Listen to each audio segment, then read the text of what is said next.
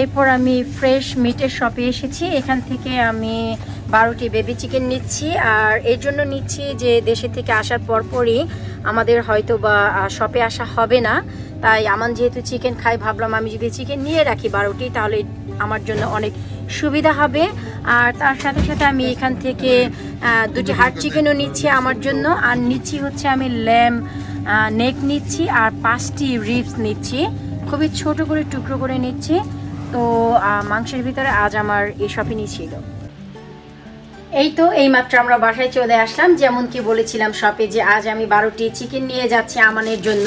তো ওরা চিকেনগুলো একটি করে প্যাকেট করে দিয়েছে, আই মিন সবগুলো সেপারেট করে দিয়েছে, এক ব্যাগে সব দেয়নি।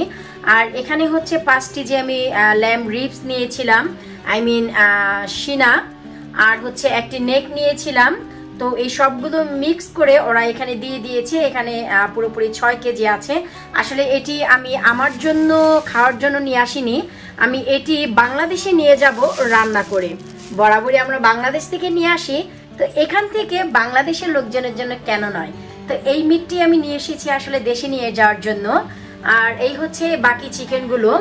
আর সাইডে হচ্ছে যে 2টি চিকেন, আমি এই 2টি হার্ড চিকেন নিয়েছি, একেবারে স্কিন সহ নিয়েছি। আমি এই যে একটু লক্ষ্য করলে দেখতে পাবেন স্কিন সহ 2টি হার্ড চিকেন নিয়েছি, সাথে 1-2টি ফেদার আছে, এটি আসলে ক্লিন করতে হবে।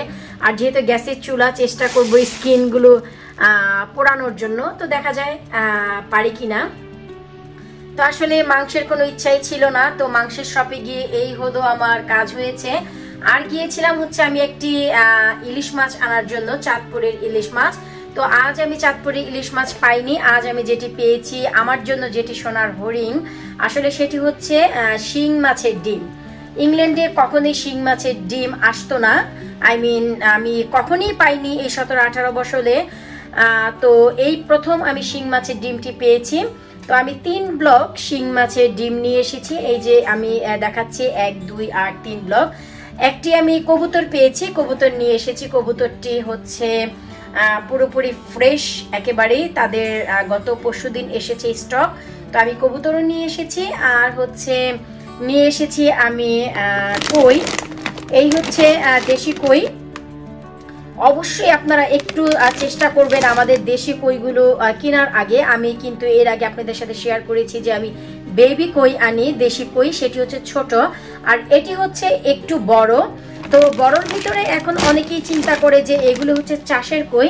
আপনাদের অবশ্যই মনে রাখতে হবে যে যেই কই মাছের প্যাকেটে আপনারা দেখবেন বিডি লেখা আছে, লাইক এক্সাম্পল এই যে বিডি, তো সেই বিডিগুলো হচ্ছে আপনার চাষের কই। আর যেগুলো হচ্ছে হাওর, এই কোম্পানি হচ্ছে আপনার কই মাছটি একেবারেই আপনার চাষের নয়, আমাদের দেশীয় কই যে তা পাওয়া যায়। তো আপনারা যারা চিনেন তারা তো চিনেন জানেন, আর যারা জানেন না তারা অবশ্যই খেয়াল রাখবেন। এই হাওয়ার ব্র্যান্ড দেখবেন, এটি কখনোই চাষের কই সেল করে না।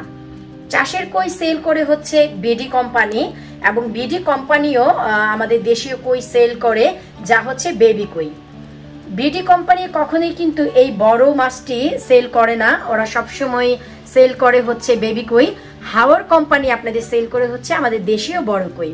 তো যাই হোক, আসলে ইলিশ মাছটি পাইনি। ইলিশ মাছটির গায়ে লেখা ছিল আমাদের দেশীয় পদ্মার ইলিশ, কিন্তু আপনাদের সাথে যদি শপের মালিকের ভালো রিলেশন থাকে তবেই আপনারা বুঝতে পারবেন, অথবা আপনারা যদি প্যাকেটের পেছনে দেখেন সেখানে আপনারা দেখতে পাবেন লেখা আছে মায়ানমার।